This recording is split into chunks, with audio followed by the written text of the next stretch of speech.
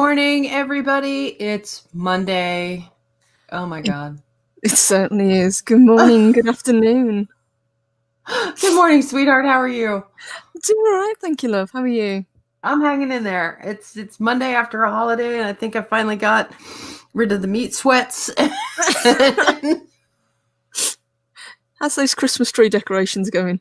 Oh my God. Actually, everything Christmas is officially thrown up in my house. It's everywhere. It goes from my guest room to the guest bathroom. I'm thinking about something in the master bedroom. Oh my gosh. All the way through the rest of my home. So you guys will see that here in a couple of weeks. But yeah, Christmas puked. All the Christmas things. All the Christmas, full on vomit. Like a bad case of the stomach flu. It's just everywhere. So disgusting. I know. I'm as apeshit as I am for Halloween. I'm just as apeshit for Christmas. So I love it. It's pretty sickening, but you guys will see it. Plus, guys, I got an update from the Kickstarter. I don't know if I told everybody about this, but coming soon is a bunch of stuff to promote The Expanse. So keep your eyes peeled for an unboxing. That's going to happen soon, too. Oh, that's going to be cool. Oh my God! I'm so excited!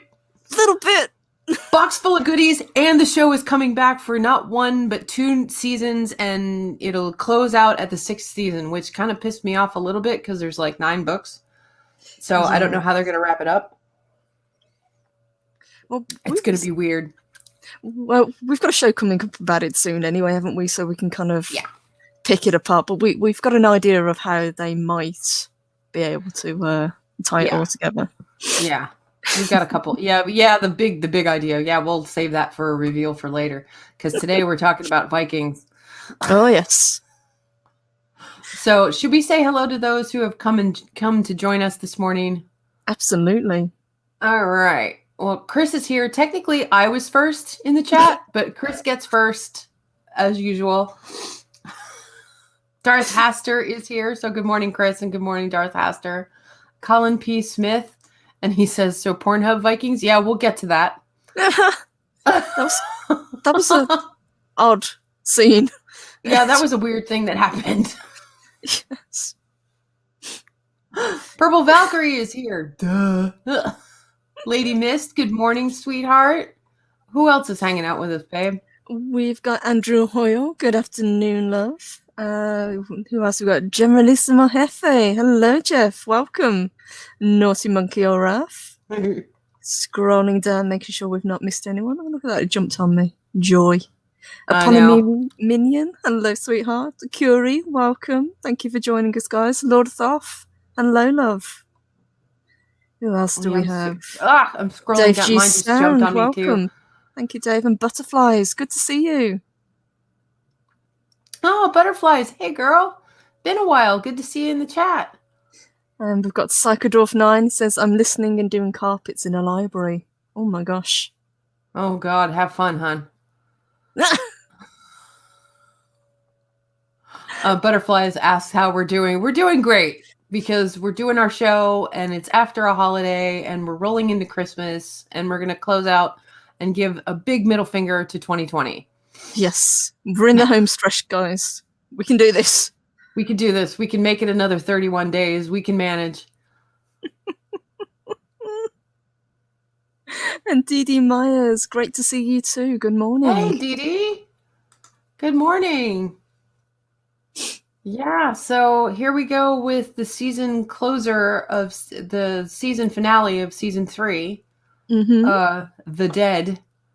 Yes, an ominous title. Yeah. And man, Ragnar is looking really ragged. Oh, he's looking so bad. Yeah. Full credit to Travis Fimmel because he really kind of laid it on right. Oh man, he laid it on so thick. He did a great job though, as per usual. I mean, I just love Travis. He's so much fun to watch. He gets so into his role as Ragnar without being too method, you know.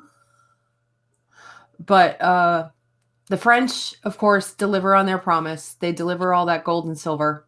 They do, yeah. They pretty much realize they've got no other choice other than to just pay off the Vikings and hope they leave. Yeah, it's like, just, okay, we paid you off, now fracking go. Because we're sick of looking at you. Take the money, just go, you heathens. Yep. and do they go? No, they hang out and party. Yeah, they do. And, they're just throwing money everywhere. I love that scene. It's like, you're throwing the coins everywhere, but you do realize you've got to go pick all those up after. Yeah, because you got to hoard it. But it was a fun scene. They just kind of pile onto this cart and start ripping open the chest that they've been brought in. Okay, Darth Hauster says, still have not caught up on season 3, episode 3. Get with it, man. To be fair, he's powering through them, considering he that's true. Recently. That's very true. So you're doing well, Darth. Yeah, you're doing well. So I'll give you that one. But Cheese and Rice, catch up. It's going to get epic. I can't believe we're into season 4. It's like, damn. It full on rolls. I mean, that's why we're doing both of these episodes in the same show, because it just rolls so quickly. Mm-hmm. I was amazed. I was surprised to see the amount of talk among the Vikings around Ragnar's baptism. Yes. They really were just kind of like not as hyper crazy about it, like Floki, because he was just like, I'm going to spaz right the hell out. Yes. And even in this episode, he's still skulking about and having a temper tantrum because of it. And he's still blaming Athelstan. Goddamn Athelstan, he's still making trouble. Christians. I'm like, goddamn, man. But yeah, he's always, I said the exact same thing. Rewatching the episode yesterday, and I'm like, there's Floki still skulking and sulking. You just see him kind of creep past in the background of when people are having a scene, and he's just there. It's like, he's always supposed to be there, or is Gustav just stalking around the set? Right? Was he even supposed to be in that shot?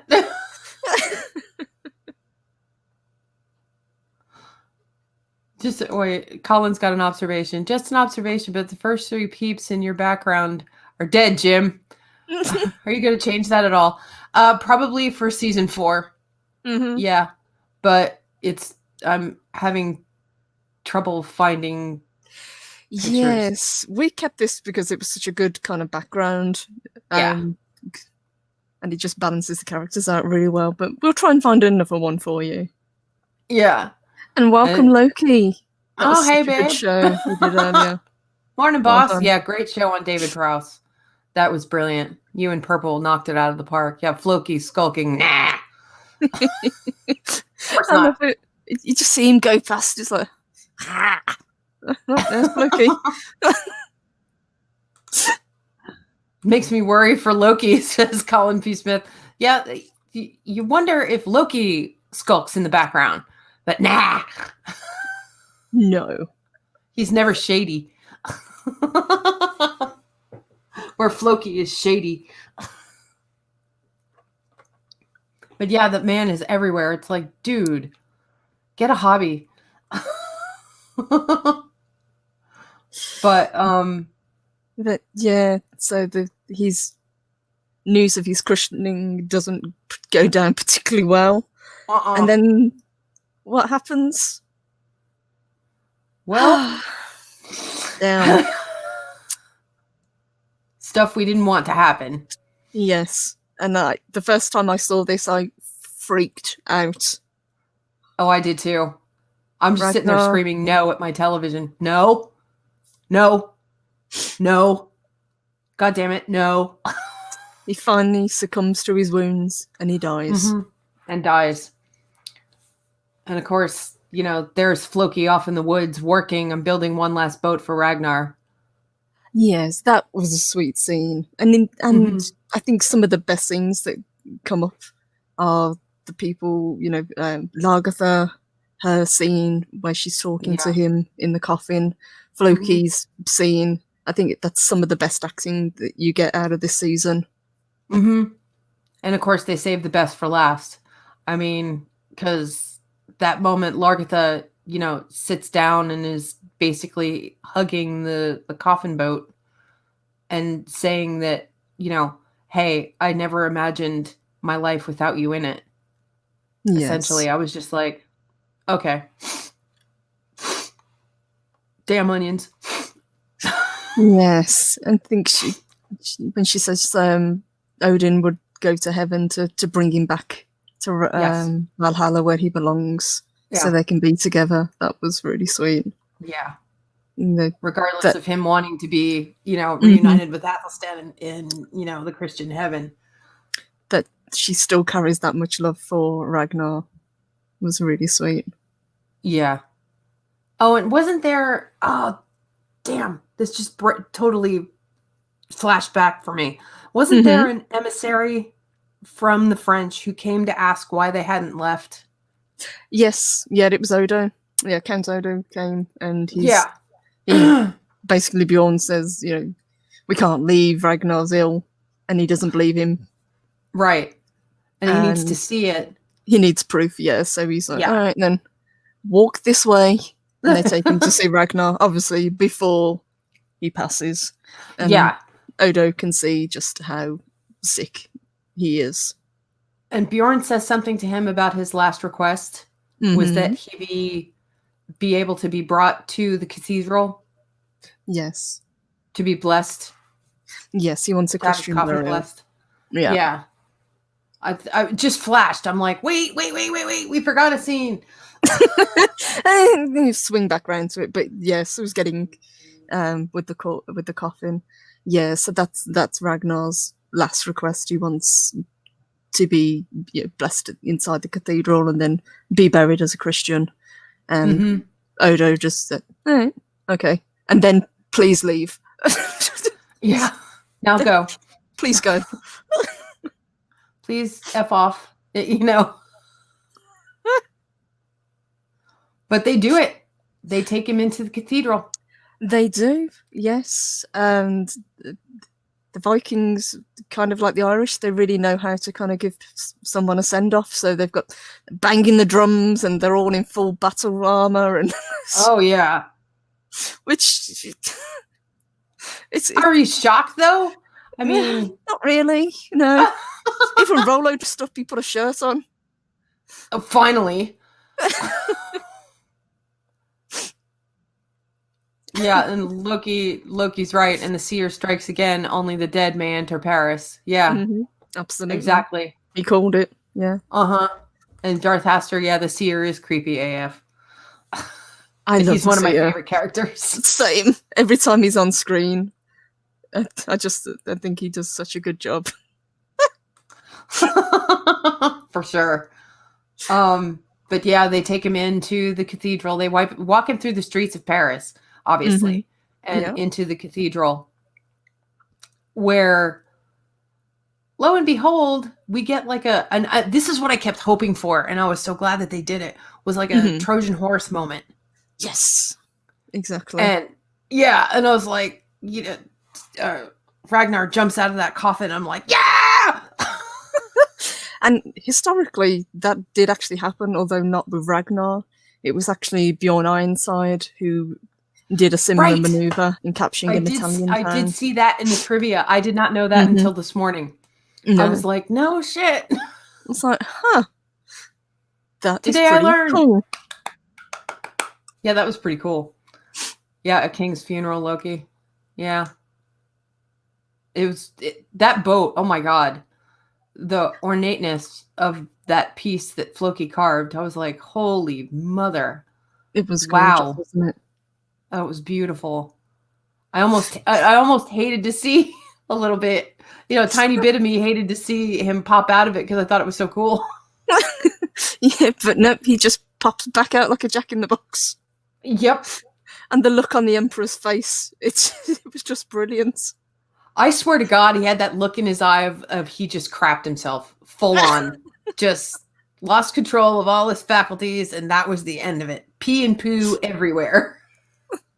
And there's just nothing that anyone can do about it because obviously they've allowed all of the Vikings to come in full battle dress. Yep. So they're all armed. Even though they weren't supposed to be. Exactly, yeah. It's like, no, fine, let him in. It's okay. Nothing. It's okay. Possibly bad could happen. Nothing. With a bunch of Vikings. What could go wrong? But Ragnar pretty much takes control of the situation immediately. He grabs hold of the princess and kind of yanks her back and kills the is it the archbishop? Yeah. Uh-huh. Yeah, he has a hold of the archbishop, and I think she came up, Princess Gisela comes up to kind of attack as well, and he just grabs her by the throat and stops her. And the look, the actress who's playing Princess Gisela nailed the look. It was like just complete and utter shock. And the fact that, oh my God, I may die right now. And Loki's right. The weapons were in the coffin. Yeah. Duh. Kind of right. It's like, that's the best place to put them. Pretty much, yeah. But the look on that actress's face was just priceless. And holding her, at the arm's length while still holding a knife on the bishop and then stabbing him in the throat. I was like, Vikings are so awful. Oh my God, this is epic.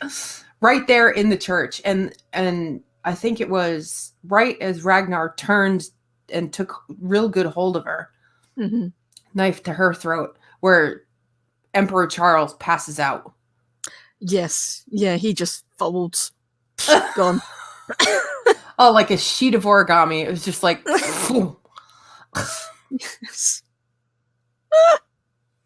I mean, just not the strongest leader, really. Yeah, I'm looking at this guy going, wuss. Like I didn't already catch that. He was pretty wussy from the get-go, Sorry, I'm finishing up my coffee. But next thing you know, Ragnar's leading her down that bridge. And I'm like, uh-oh. Oh, crap. Opens the gates. There stands the Viking horde. Yes. And they cut the ropes as well, don't they? So the drawbridge can't be raised. Yep. Which I didn't catch until like my third watching of that.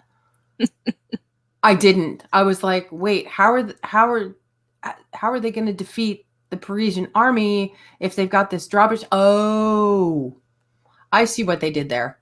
I didn't catch that initially. I was too busy watching Ragnar with Princess Gisela and what he was going to do to her. And I'm like, I said the exact same thing, Loki. Maybe we should have you on the show. I can send you the link. But yeah, I said the exact same thing. He's a descendant of Charlemagne. Yeah. Oh, the pussy. Clearly it skipped that generation. Well, to be fair, it kind of did because his daughter's got much more kind of leadership about her. Yeah. She's a badass. I don't want to hear any more about strong, independent women. They're all over the place in popular culture. So suck it. Rise and shine with the Valkyries. Morgane Polanski plays Gisela. Thank you, sweetheart. Thank you for keeping us up to date on this stuff. She's great. I don't know what else she's done. I need to look up her IMDb. Yes. No, she does play a very good role. But here they come, right behind Bjorn. Bjorn raises his arms. There's the Viking horde, and just goes whoosh. And there they go. They've invaded Paris. They finally did it, and that's what the seer had said. Only the dead. And sure enough, they kind of raid the village and don't do much of anything else. They don't go to the palace or anything. Not really, no. But to even have them in the city shook the emperor to his core. it's taken all of the fight out of him. I think it's Count Odo who tries to rally him and say, what do we do about them? And he said, well, what's the point? They've already entered the city. Mm-hmm. Kind of just packs it in. And to add insult to injury, they already paid them to leave. They were supposed to be gone in the first place. Like, nope. And Butterfly says, I thought I would stop by and say hi. I'm out. Got to get ready. Peace out. Love you guys. Keep being awesome. Lots of love from me, my loves. Oh, thank you, sweetheart. Mwah. We love you too. Have a great Monday. We do. You have a good day, Butterflies. What a sweetheart. Emperor Charles. Yeah, he just sort of packs it in. He's just like, yeah. Nope. We're good. It's not that big a deal. No.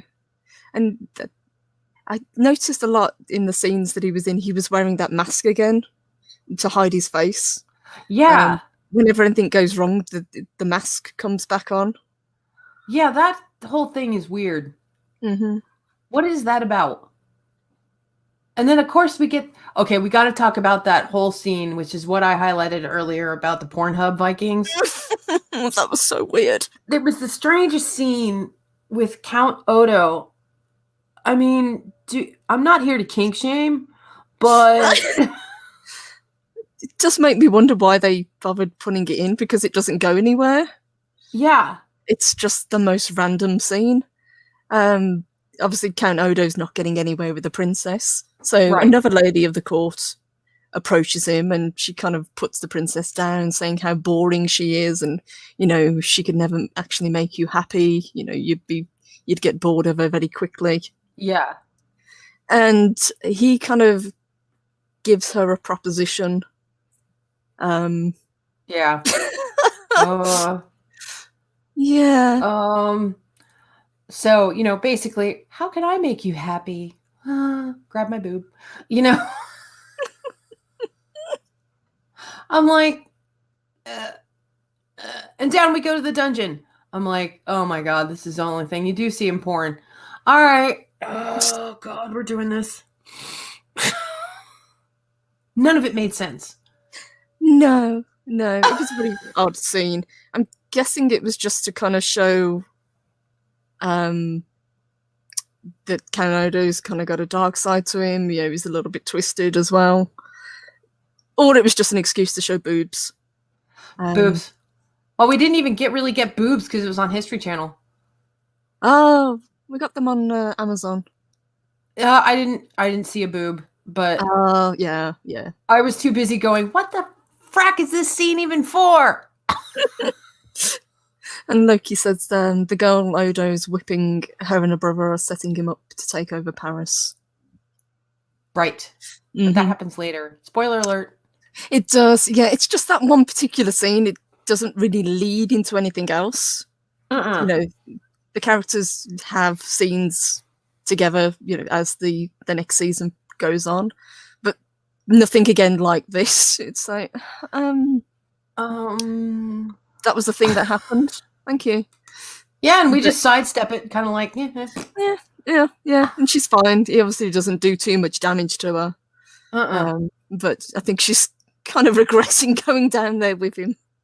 Yeah, the look on her face before she says strike is like, what the hell did I just do? I was more sad that beautiful green dress that she had on was on the floor. Me too. I was like, ah! Yeah, when the costumer is sitting there going, oh, Jesus Christ. Just throw that. It looked like it was taffeta because it had that kind of iridescent sheen to it. And so, they just chucked it on the dungeon floor. Okay. Darth Haster, we got boobs on Amazon. Yeah, we did. And that's what I was watching it on, but I wasn't paying attention. I was more interested in what the hell the scene was for, like I said. Really? It was just a little kind of sidestep scene. It was bizarre. It's okay. Well, because it was sorry, my brain just went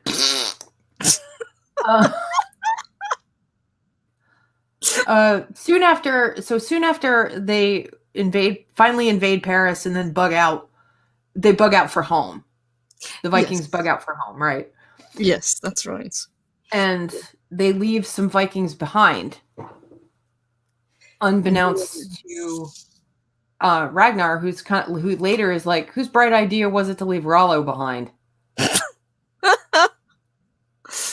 And back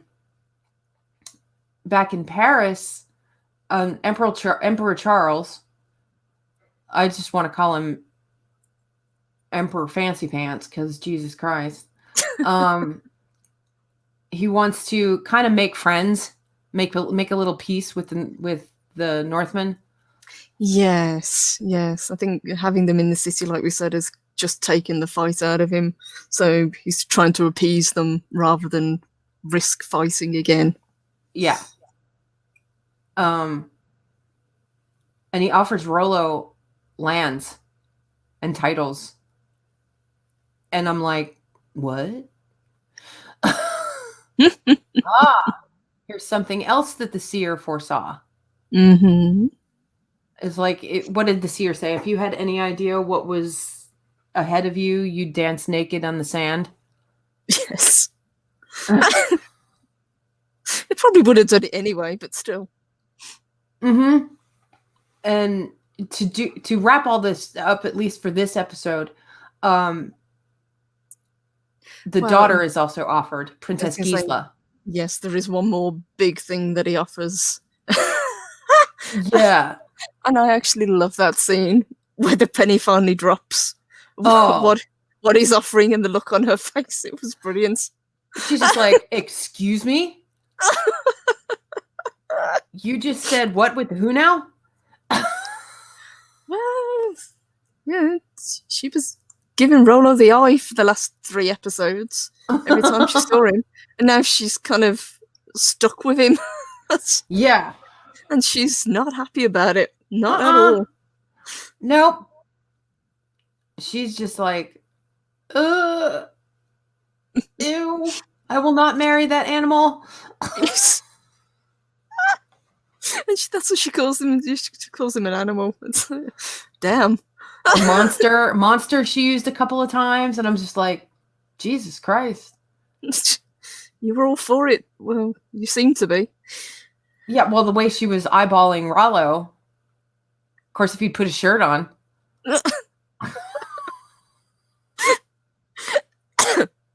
Yeah, she's so that's interested. pretty much how the episode kind of ends. So there's a little party left to kind of keep an eye on things. Rollo's in charge.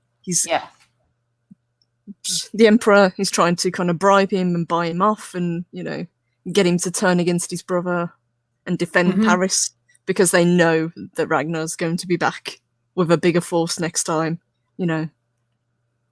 It's rich pickings to be had in Paris and further afield.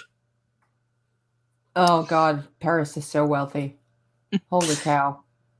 And then we do get one last very important scene just before the episode closes out. Yeah, I was just thinking about it. I'm sitting here, oh shit, and we got to close out with that scene on the boat. Ragnar's just sitting there. He's laying there, bless his heart. Still on death's door, just going, Floki, come here. And Floki bounces over there. Yes? And Ragnar is basically like, I know it was you. I know it was you that killed Athelstan. And again, props to Gustav Skarsgård for the holy shit look on his face. Of course, I'm sitting there thinking, duh. Yeah, the way he plays it, he clearly thought that he'd gotten away with it, that, he was kind of scot-free. But no. No. No, sir. And that's the scene that basically closes out that episode and the season for us. And it's like, oh, shit. What is he going to do? Yes, and the reason we kind of jump straight into episode 1 of season 4 is because there's no time jump. It picks up pretty much from where No, the previous season ended.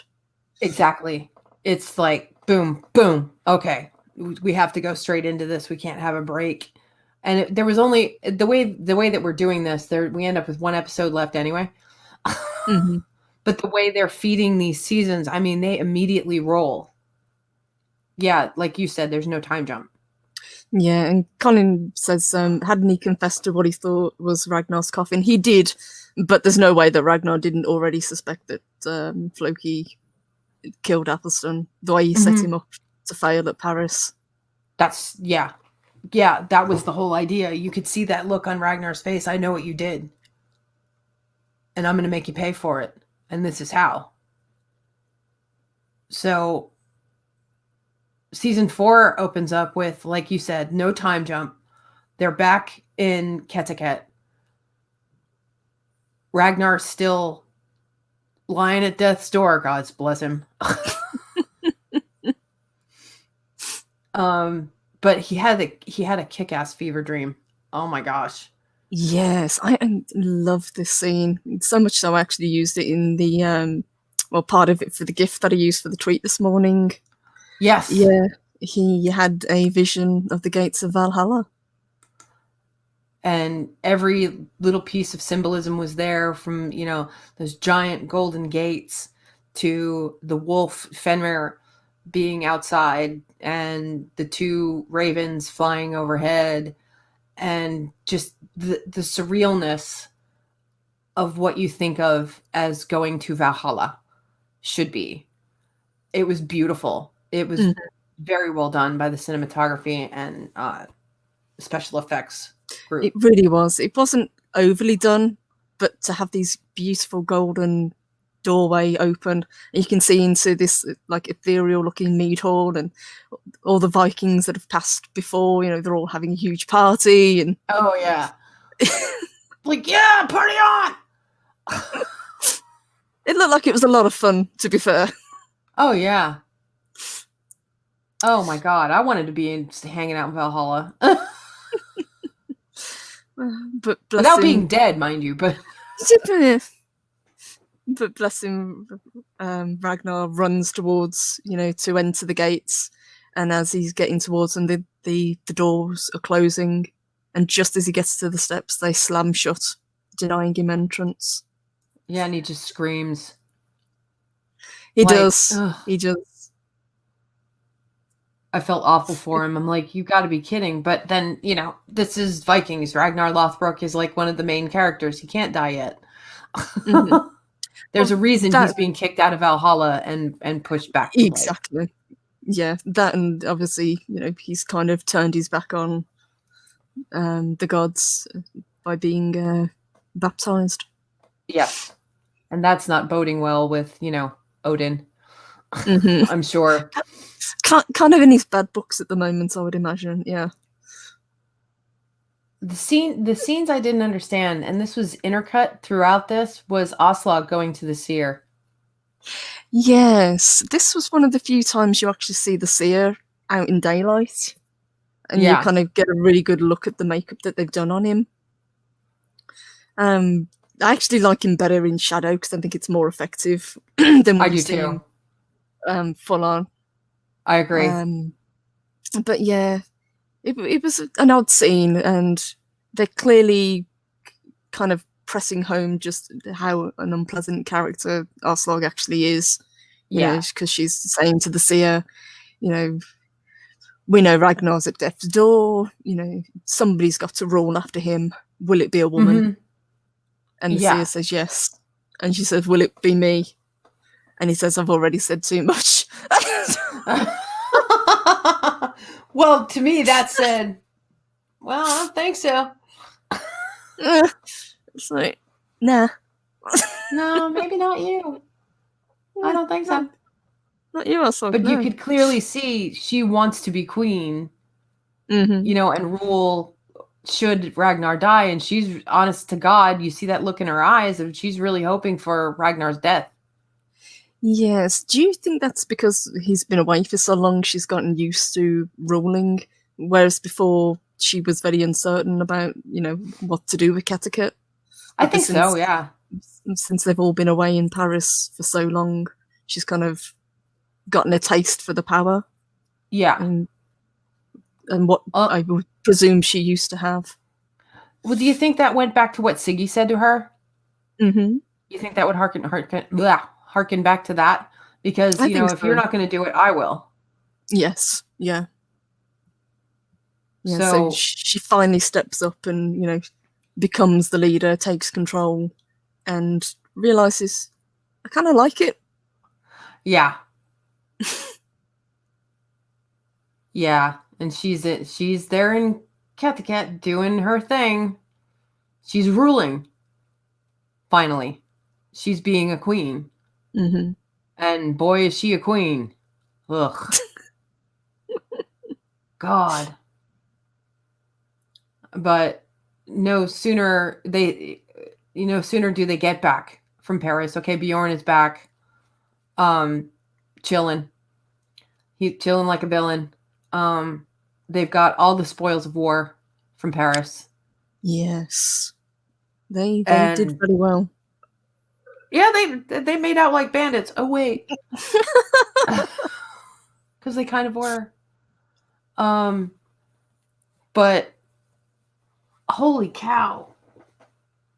The scene that shocked me right here is when Bjorn is talking to the people of Cataket and he has Floki arrested. Mm-hmm. And I'm like, holy fucking shit. Pardon my French. Oh, this isn't going to go over well with Ragnar. No, he kind of preemptively did something that he probably shouldn't have done, because Ragnar, being Ragnar, would have had a plan with how to deal with Floki. Yeah. And poor Floki, he gets chained up outside. Again, our props to Gustav Skarsgård. You know what? I'm going to toss a link out there for the boss. See if he wants to join us, if he's still hanging around. Yeah, of course. Because this was a great episode for Floki. It really was. As soon as I learned how to invite people. And God, just to kind of pick up what Colin says, she asked the wrong question. She said, "Will Cataket ever be ruled by a woman? Rather, will I rule?" Yes. Yeah. But it was implied, she doesn't consider anyone else worthy than her to rule, Yeah. There's nobody else worth ruling in my place.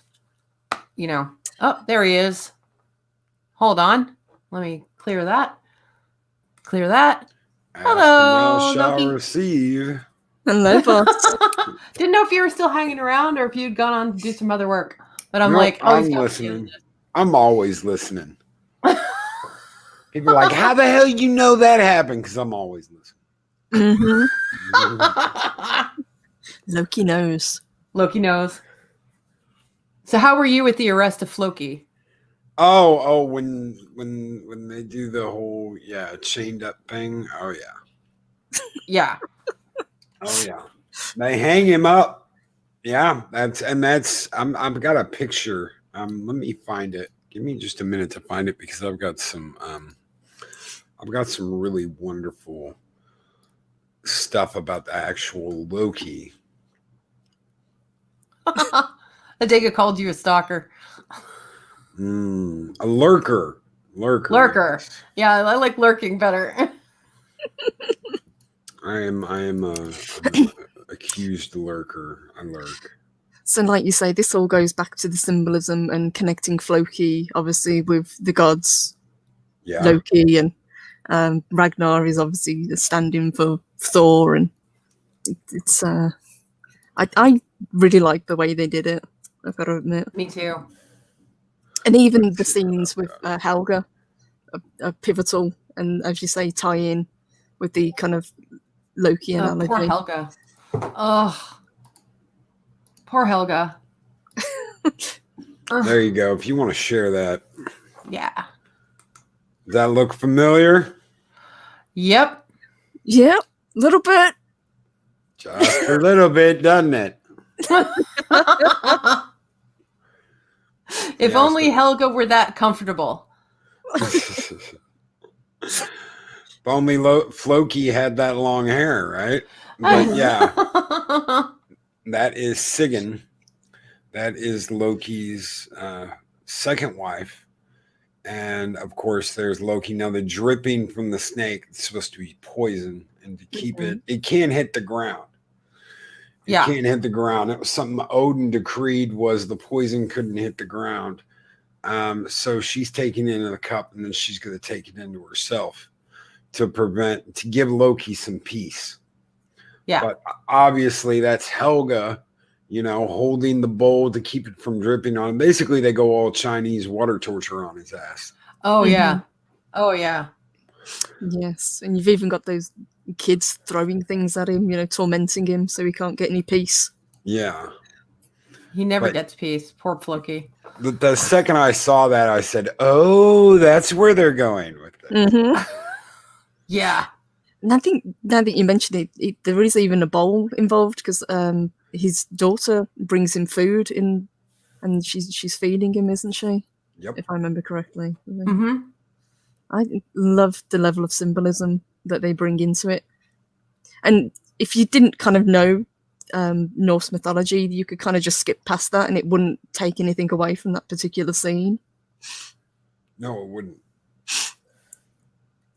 Colin P. Smith says, I thought the poison was supposed to be dripping into the eyes and mouth in the legend. There's multiple versions of the Edda that you can go into. So the symbolism of it dripping onto his head and basically making him writhe in agony. It could have gone in his eyes. It could have gone in his mouth. It depends on how you're reading the Edda. There's two versions of this epic tale of the gods and Loki and Thor. Yeah. And there's like an old one and there's a newer version. So there's two versions of the Edda. Mm-hmm. So that could have been one of the versions? Mm-hmm. Yes. Either way, the point is the poison's not supposed to drip on the ground. Wherever it hits him, he's never get any peace from it. And that's why Sigyn comes with the bowl to kind of take some of that pain away from him, at least briefly. And is that the legend? See, that's the question. Is that the legend? Did it get muddled over time from Floki to Loki? Oh, well, we're talking about Loki. When in all reality, this is what Ragnar did to Floki. The kind of idea I think they were toying around with is, did we get that legend from Floki, or was it something that went even further back than that? Mm-hmm. Well, there's a scene, I want to say it's in season 2, of Floki talking to, I think, Uba as a little boy and wanting him to take magic mushrooms to Thorsten. Mm-hmm. And he tells that story of Loki being tortured. Does he? Yeah. I'll have to rewatch season 2. Yeah, it's a ways back. I know he talks to Bjorn about it all. He talks to Bjorn about it in the very first episode. Are you the real Loki? No. I just build boats for Ragnar.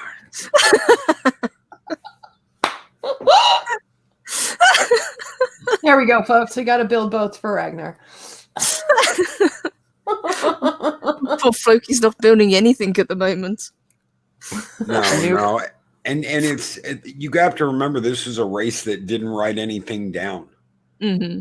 They never wrote anything down. So all the tales you've got, all the history of the gods and Loki and Thor, all of that was verbally passed down through generations. Mm-hmm. Yeah. They were their stories. That was their comic books, their movies, their all of that. All the gods, all of it was a verbal tale. You hung around the hearth fire and talked about, legends and history. And nothing was written down. Let's see. Colin says, I get a Loki, mistletoe, Balder vibe from the scene with the mushrooms. Trippy. Yes. Yeah, Well, they really do kind of weave that whole idea that, they're not that far removed from the gods throughout these seasons. Mm-hmm. Especially now. and considering Loki took down Balder with a plant. Mm-hmm. Mm-hmm. Yeah, they did their homework for this. Michael Hurst nails it. Yeah. I mean, this is a great writer. I remember someone saying something about it's like the 1400s versions of Sons of Anarchy, and I'm like, no, they did a much better job.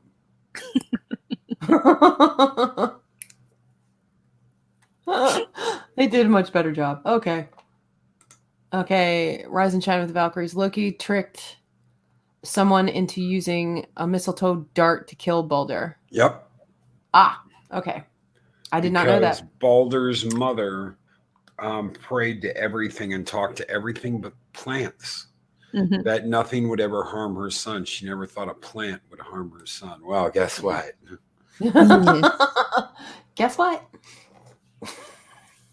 It did. I felt so awful for Loki. For Loki, rather. And as much as we love to cancel Sammy around here for not watching Lord of the Rings, you could tell Tolkien took a little inspiration from that. When it wasn't just what's her name that killed the Witch King. They explained that in the book when what was it? Was it Pippin or was it Mary? It was Mary. When Mary stabs the Witch King, he loses all will to fight because he was hurt by such a pathetic little thing as a hobbit. To him, it was like, I have been damaged by a pathetic little hobbit, and he almost loses the will to fight. And that's what gives the Shield Maiden enough time and power to stab him and kill him. Yeah. Mm-hmm. That whole I am no man scene, that was all because Mary stabbed him in the ankle and hurt him. So such a pathetic little thing, again, with the mistletoe and Balder. Such a pathetic little thing as a plant took out Balder. Well, such a pathetic little thing as a hobbit took out the Witch King. Mm-hmm. Yep. Hashtag cancel Sammy. Yes. You'll see it eventually, Sammy. It's okay. Yeah. Will I though?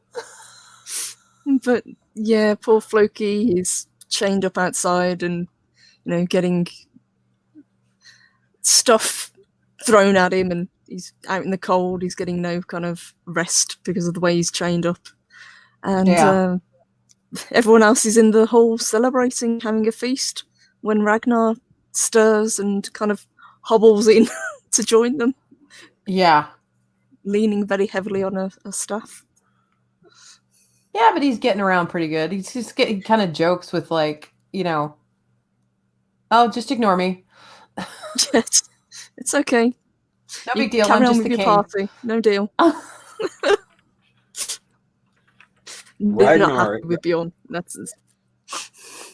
Ragnar's kind of at the height of his fame right now. It's like there's nothing he can't do. And the Vikings know that.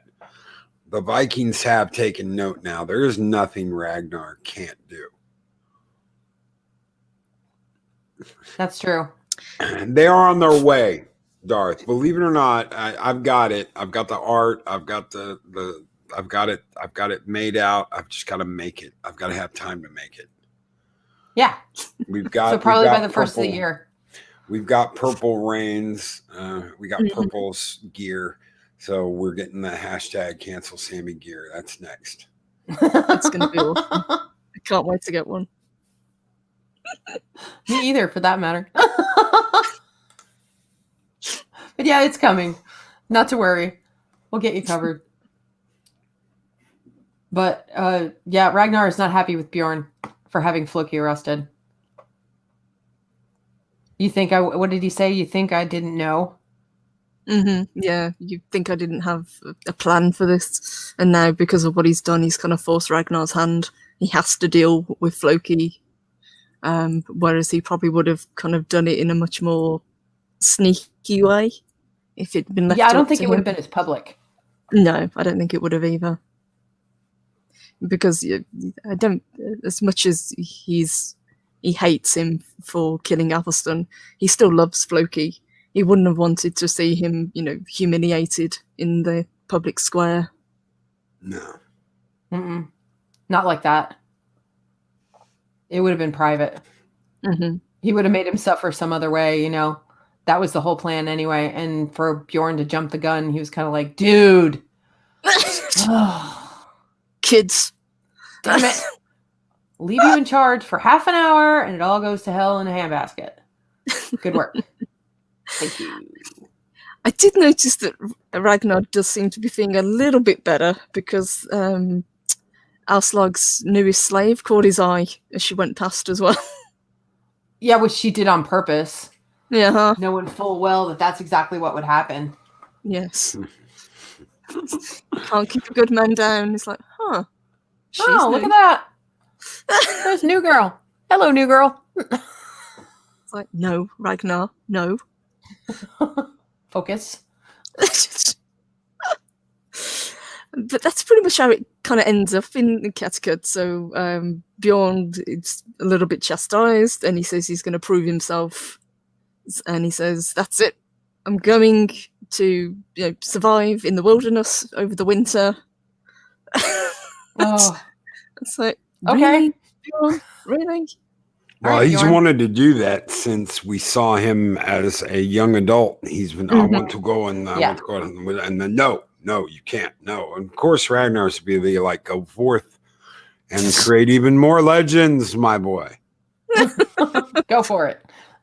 Go nuts. I think even Bjorn says, "I'm going to do it because you don't want me to do it," and Ragnar's like, "No, go do it."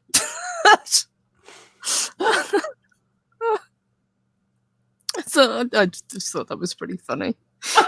He was expecting some sort of kind of, Ragnar to say, no, don't do it. I need you here, But no, it's like, right, enjoy. Also tough. Here we go. One snort. Yeah, that snort didn't really count though, Darth Haster. I broke the snortometer the other day with Az anyway. It was a good show too. Thank you. Yeah. I would say it went off the rails, but it didn't have any to begin with, so nope, it was fine. There were 0 rails, man. This just was not happening. So off we go to Hedeby. Earl Kalf and Largatha will share the earldom, much to the chagrin of Einar. Yes, I know. He was sour about that. Oh my god, he's just like, really?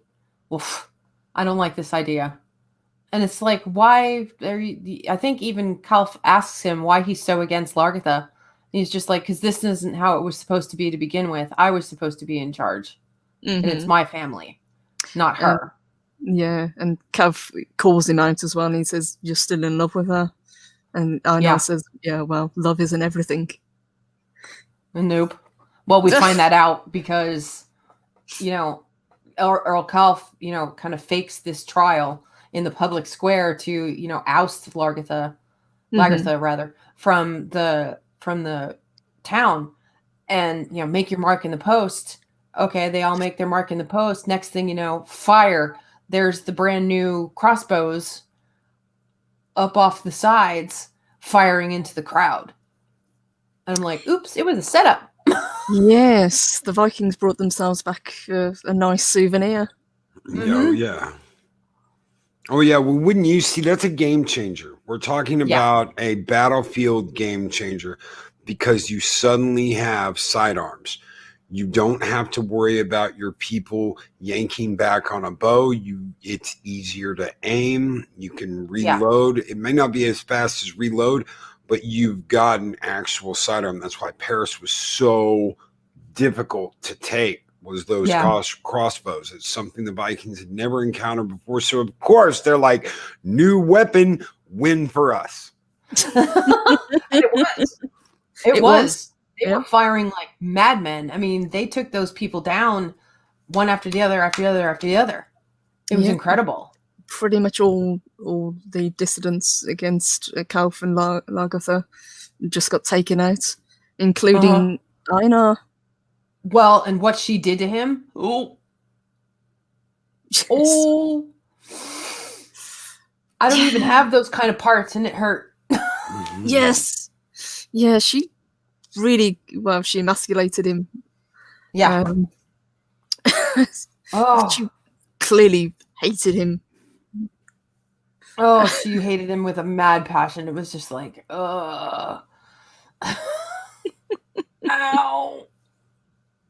I kind of felt a little queasy watching that scene because I knew exactly what she was doing. As soon as the pants went down, I'm like, oh, shite. Oh, yes.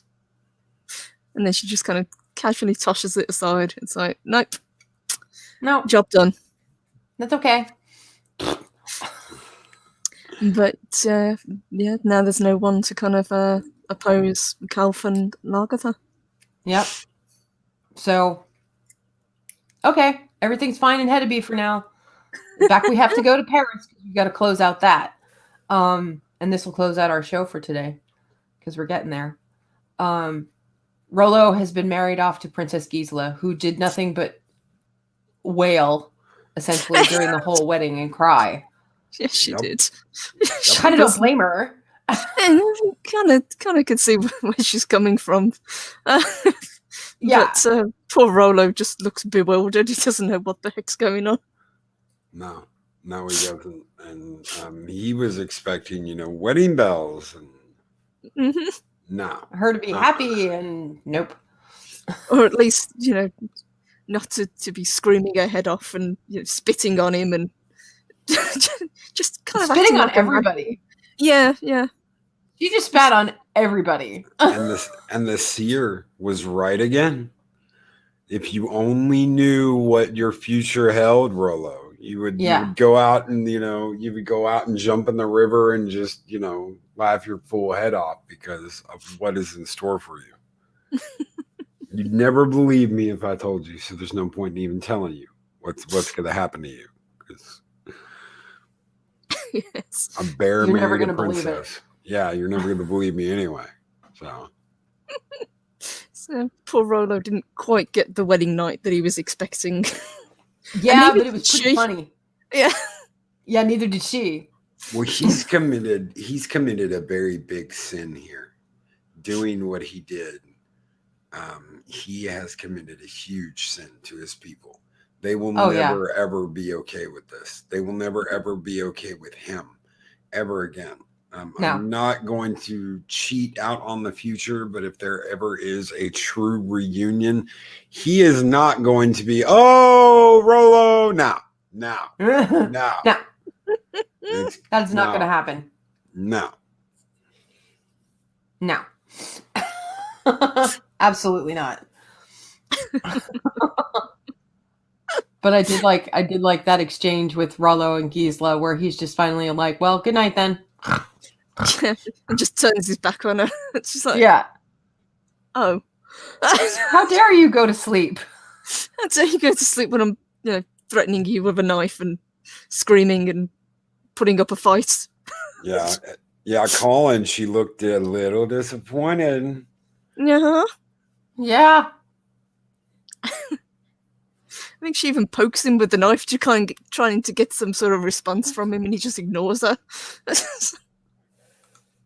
Yeah. I thought that was fucking ballsy as hell. I'm like, way to go, Rollo. I actually did laugh.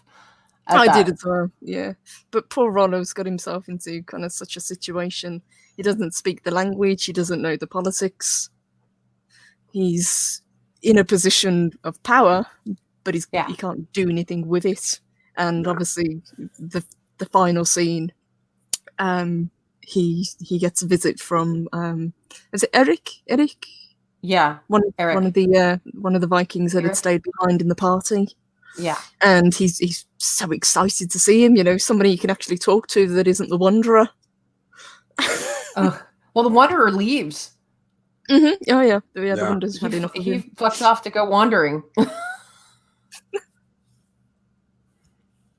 So, okay, yeah, he finally sees Eric and is like, yeah, all right, this is great. My buddy, how you doing? Okay, great. I have some bad news. Oh, shit. It's like, damn it. You can't win. As Loki said, yeah, he's in deep trouble with the Vikings. They're not going to follow a leader who they now consider to be a Frankish noble and a Christian. Mm-hmm. He's basically betrayed everything that they stood for. So Rollo's got an issue that he has to take care of. Yeah, now he has to really betray his people. Mm-hmm. And kills them. Well, if he had worked that out with Ragnar beforehand, I think we would have had a totally different situation. But he didn't. He didn't, because I think Ragnar, of all things, would have sat down and been like, "Huh, one of us in the noble household of the Francia, with all that power, the army, the resources, definite plus there." No, that's not how it worked out. And it's the feud. It goes back to the feud. They fought over Lagatha. They argued over the trip. They argued over the fame after the trip. Rollo's always been a jealous little bitch. Yeah. But he even says so in the previous episode to the coffin. He still resents him. Yeah. You always thought you were the best. Yeah, that's true. And as Loki said, he just can't let go of this competitiveness. He can't be his own man. He's always by his own hand. He's always in Ragnar's shadow. And that's where he kind of stays. Yep. Mm-hmm. He just, and a lot of what happens is his own fault, because he doesn't have the forward thinking that Ragnar has. He doesn't have the ability to plan ahead or predict what other people are going to do. Right. He just doesn't have that kind of mental kind of cognizance about him. Mm-mm. Well, I knew it spelled the end of Rollo, at least as far as the finality of his relationship or ties being cut with his brother, when he had all of those people killed, all of his own people. Yep. Cut down in cold blood. Yes. Yeah. Men, women, and children. Yeah. Yeah. You can't leave any of them behind to oppose him. And he knows that Ragnar's going to be back. Very similar to what Egbert did. That's what I was just thinking. Egbert did the same thing. Mm-hmm. And we saw how Ragnar reacted when that happened. Oh, that didn't go so well.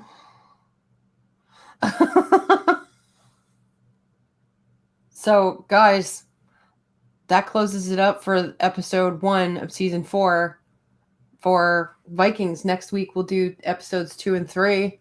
Mm-hmm. And they just keep rolling. I mean, it gets bigger from here.